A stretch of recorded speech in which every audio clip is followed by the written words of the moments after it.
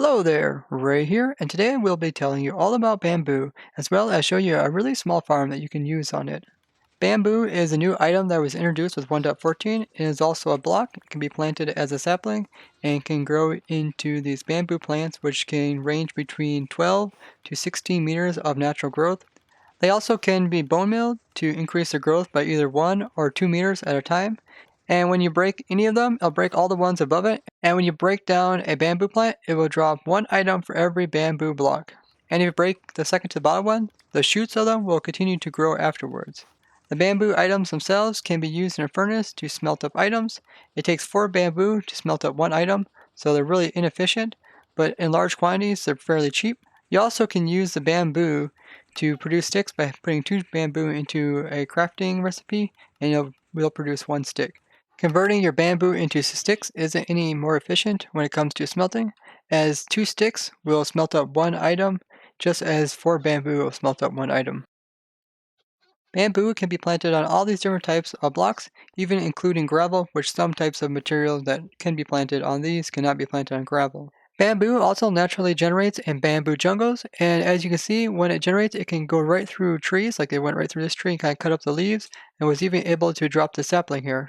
Bamboo jungles also come in the hill variation and can be quite extensive, but you can kind of see they're kind of patchy as well, and down below they have podzol. You can find naturally generated bamboo in normal jungles as well. You also can find the items of the bamboo inside of wrecked ships underneath of the water, as well inside of jungle pyramids. Bamboo can be used to feed pandas and get them to be bred. So if you give some bamboo to each of these, you see it produce a baby, and the baby is going to be the likeness of either of the parents. It'll keep some of the attributes, such as this is a sneezing nose one. And you can also use bamboo to increase the growth of these babies so that they get big faster. And you can also drop bamboo on the ground as an item, and the pandas will be able to pick it up, and then they will be able to sit up and eat it when they want to. You can see this panda here is sitting up and eating one of the bamboos, and if you kill a panda, it will drop between 0 and 2 bamboos. Holding bamboo in your hand will allow the pandas to follow you. Bamboo cannot be pushed or pulled with a piston, but if you do push it, you can see that it will break off, and all the bamboo above it will break off and drop items as well.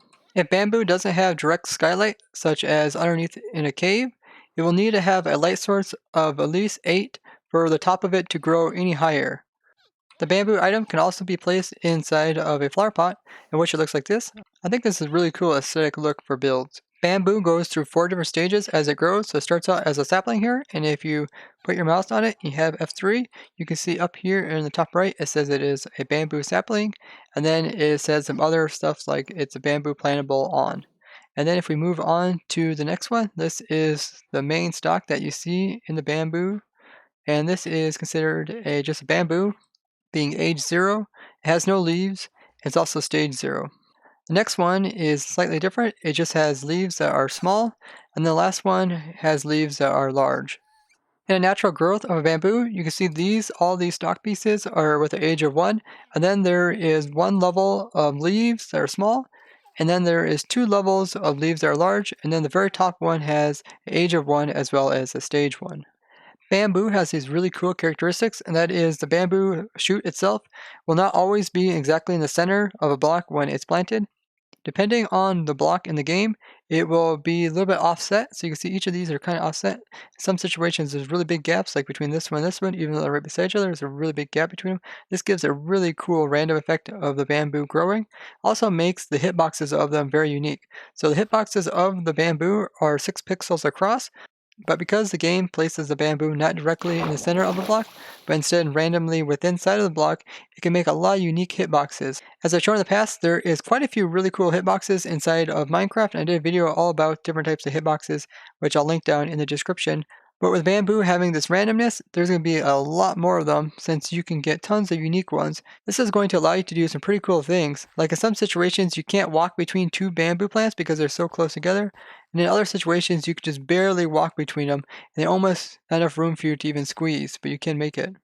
So going through a solid bamboo forest like this is almost like a maze, but not quite, because you can't actually determine where you want the bamboo to be placed. So in some cases, it may be a very simple maze. As someone who uses these unique collision boxes of blocks to do really cool things like hold in mobs in very specific locations, I find this really awesome that they gave us the possibility of having so many unique collision boxes in the game. Now, where the game places the initial block for the bamboo is the same no matter if you break it and replace it. You see it's always going to place this bamboo shoot directly here. You also can't pick block the bamboo shoots. You can pick block the other variations of them though.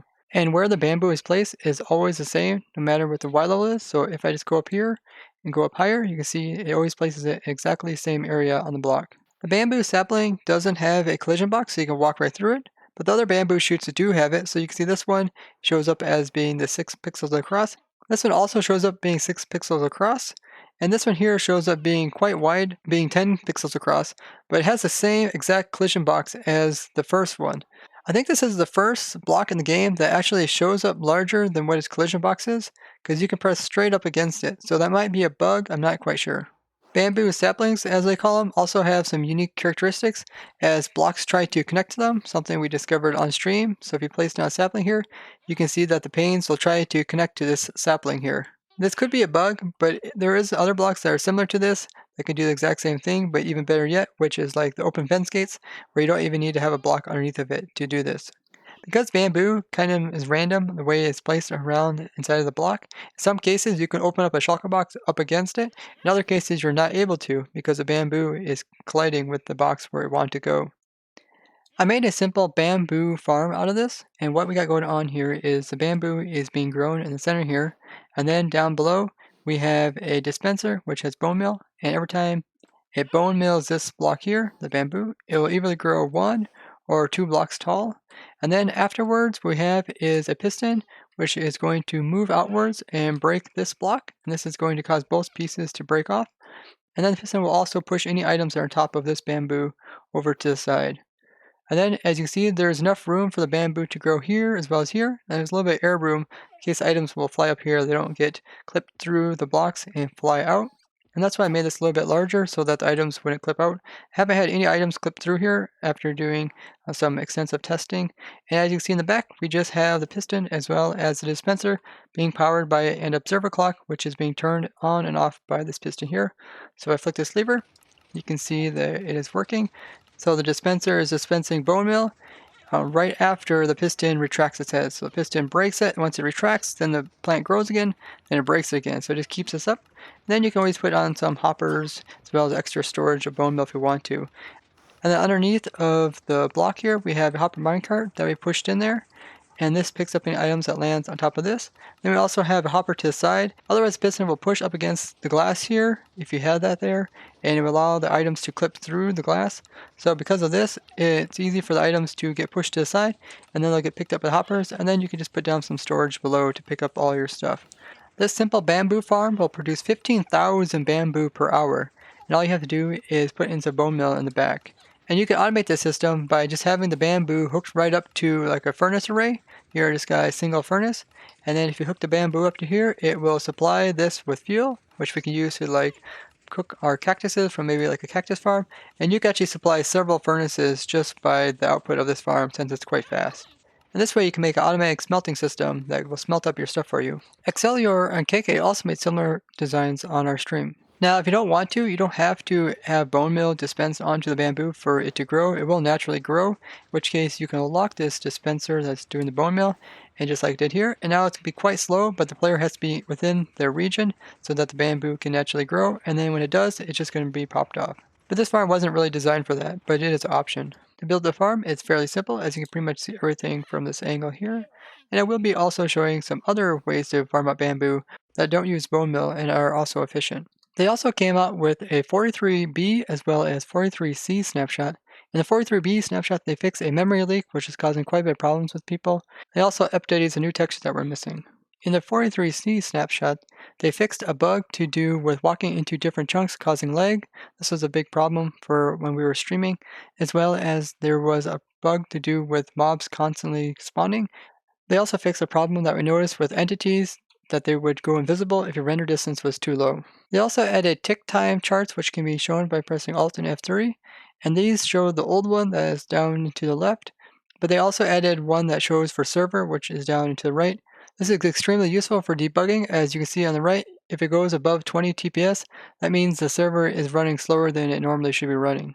I also see above both these charts, it shows the minimum, average, as well as the maximum amount of time. I'm really glad they added this because it's really easy to debug stuff and see where some of the lag is coming from. So in this snapshot, they kind of improve the performance of the client as well as server, but the performance they say is going to even get better yet, so they're going to work at it. I provided the world download to this world in the description. So I'd like to thank you for watching, and if you found this interesting, show me the like and share this with others. I would greatly appreciate that. If you'd like to see more stuff like this for 1.14 as well as other things I've designed, you can check out my channel and be sure to subscribe as well as hit that bell button to get notifications. And if there's anything that I missed in this video, please tell me in the comments and I'll try and include it in my next video. Bye bye!